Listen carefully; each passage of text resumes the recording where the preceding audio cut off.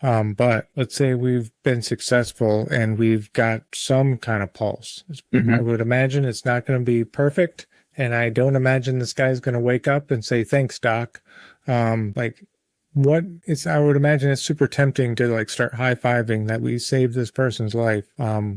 But just like after an attack, be ready for the counterattack.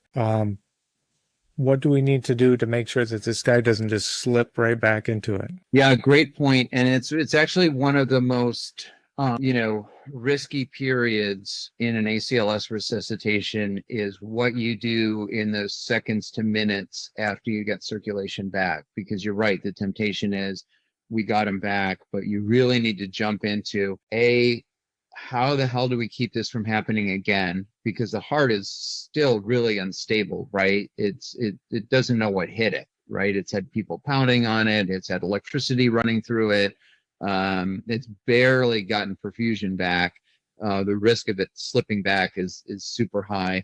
And the other thing is there an obvious cause that we need to look for aggressively and intervene on if we can, like hemorrhage.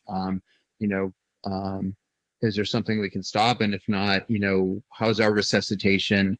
Do we need to give more? Yeah, perfect. Or, that airway that suddenly got his SpO2 up, which was able to bring him back. Well, if he wakes up at all, he might pull that out. So some kind of post ROSC sedation, I would imagine, which you had better be really careful with, to make sure that the airway stays in place. Yeah, and if you don't have an airway, and if you've been lucky enough to get circulation back with mass ventilations, now is the time to get one in. It's pretty rare that people wake up and follow commands. It's after more than a couple of rounds of CPR.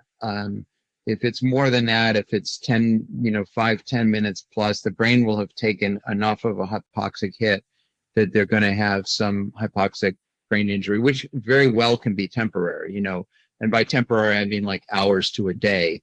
But now's the time to secure the airway, get the best neurologic exam you can, but don't hang around waiting for them to wake up. Because at that point, the best thing you can do for the brain is keep them calm. Don't increase cerebral oxygen demand, which is only going to worsen our hypoxic